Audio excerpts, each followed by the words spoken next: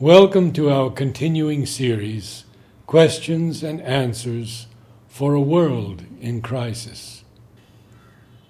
Today we take up one of the most important subjects for our modern world, especially the youth: education and the aim of human life.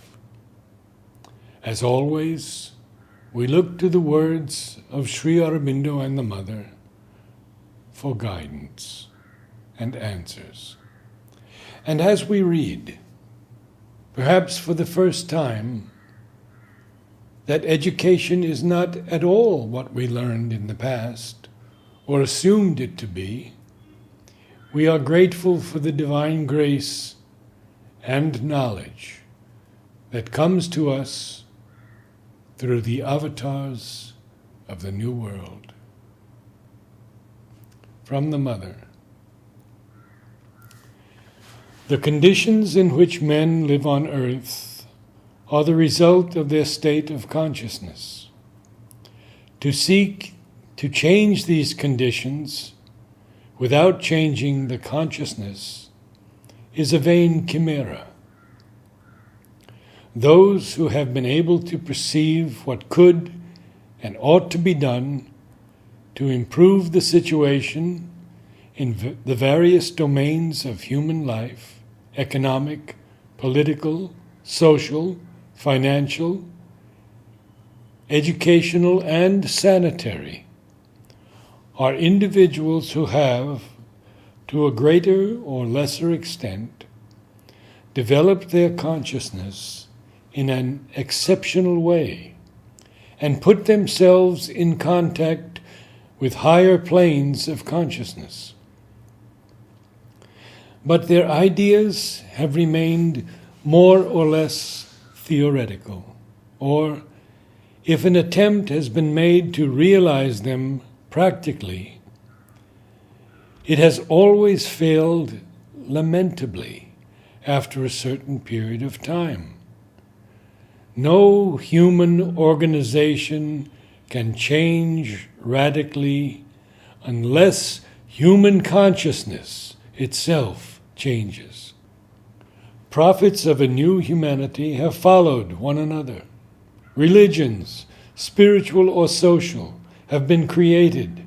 Their beginnings have sometimes been promising, but as humanity has not been fundamentally transformed, the old errors arising from human nature itself have gradually reappeared, and after some time we find ourselves almost back at the point we had started from, with so much hope and enthusiasm. Also, in this effort to improve human conditions, there have always been two tendencies, which seem to be contrary, but which ought to complement each other, so that progress may be achieved. The first advocates a collective reorganization, something which could lead to the effective unity of mankind. The other declares that all progress is made first by the individual, and insists that the individual should be given the conditions in which he can progress freely. Both are equally true and necessary, and our effort should be directed along both these lines at once. For collective progress and individual progress are independent. Before the individual can take a leap forward, at least a little of the preceding progress must have been realized in the collectivity. A way must therefore be found so that these two types of progress may proceed side by side. It is in answer to this urgent need that Sri Aurobindo conceived the scheme of his international university, in order to prepare the human elite who will be able to work for the progressive unification of mankind, and be ready at the same time to embody the new force which is descending to transform the earth.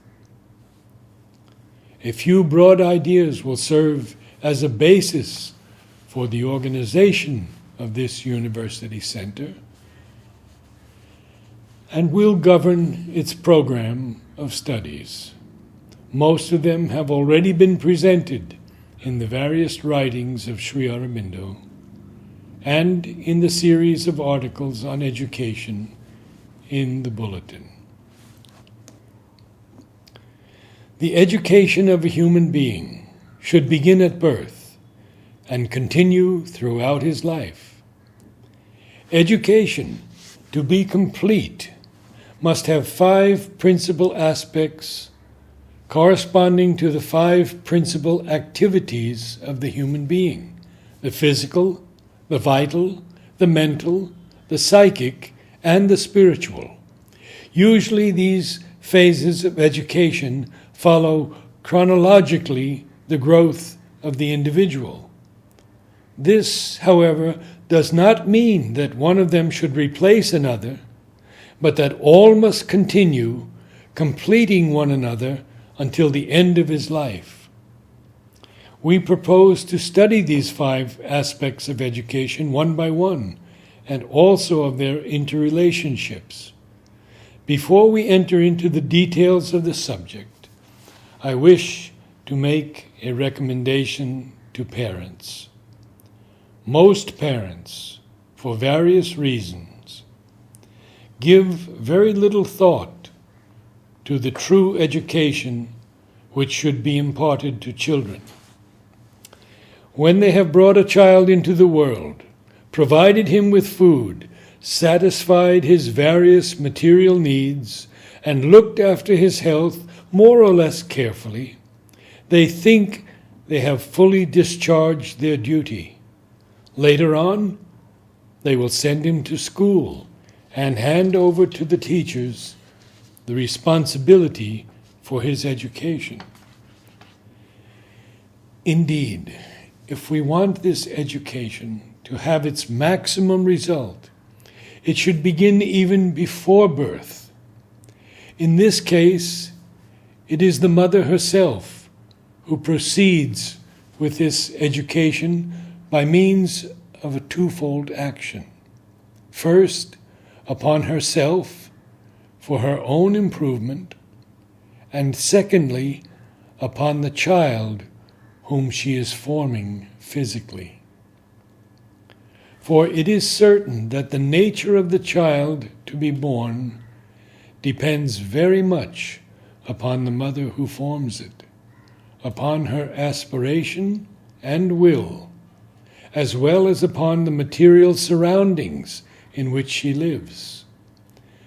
To see that her thoughts are always beautiful and pure, her feelings always noble and fine, her material surroundings as harmonious as possible, and full of a great simplicity. This is the part of education which should apply to the mother herself. And if she has, in addition, a conscious and definite will to form the child according to the highest ideal she can conceive, then the very best conditions will be realized so that the child can come into the world with his utmost potentialities. How many difficult efforts and useless complications would be avoided in this way. There are other parents who know that their children must be educated and who try to do what they can. But very few, even among those who are most serious and sincere, know that the first thing to do in order to be able to educate a child is to educate oneself, to become conscious and master of oneself, so that one never sets a bad example to one's child. For it is, above all, through example that education becomes effective. To speak good words and to give wise advice to a child has very little effect if one does not oneself give him an example of what one teaches. Sincerity, honesty, straightforwardness, courage, disinterestedness, unselfishness, patience, endurance, perseverance, peace, calm, self-control are all things that are taught infinitely better by example than by beautiful speeches. The best students are those who want to know, not those who want to show. 23rd April 1966. To do good work, one must have good taste.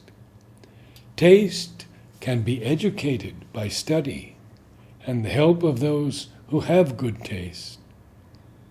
To learn, it is necessary to feel first that one does not know. 15th December 1965. When you feel that you know nothing, then you are ready to learn. The whole question is to know whether the students go to school to increase their knowledge and to learn what is needed to know how to live well, or whether they go to school to pretend and to have good marks which they can boast about. Before the eternal consciousness, one of sincerity has more value than an ocean of pretense and hypocrisy. This was a message for the inauguration of a course in technology. Force yourself to study, and your depression will go away.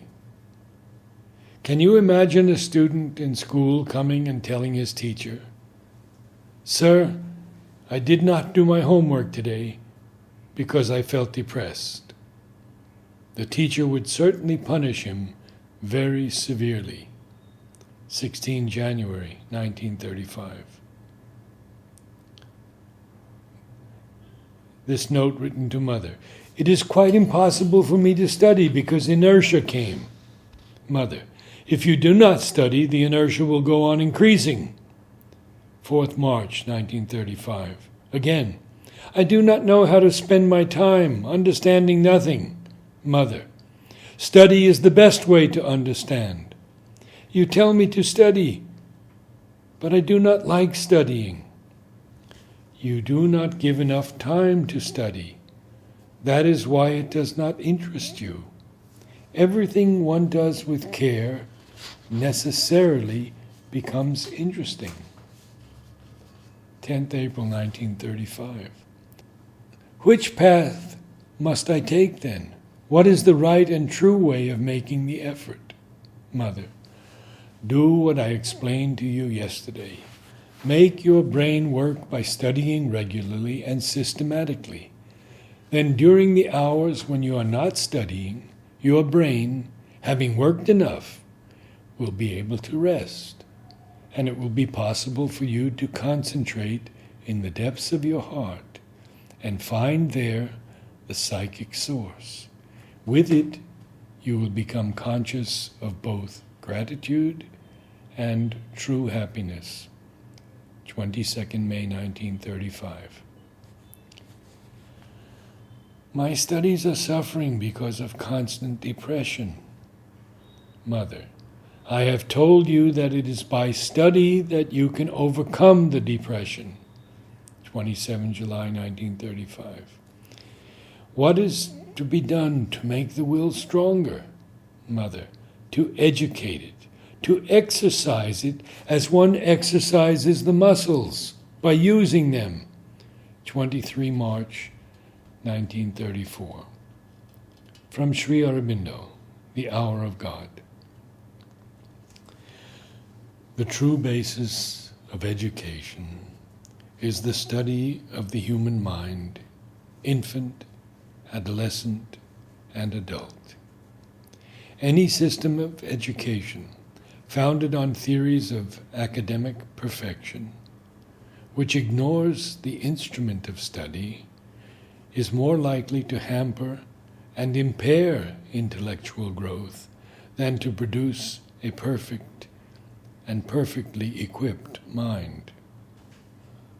For the educationist has to do, not with dead material, like the artist or sculptor, but with an infinitely subtle and sensitive organism. He cannot shape an educational masterpiece out of human wood or stone. He has to work in the elusive substance of mind and respect the limits imposed by the fragile human body.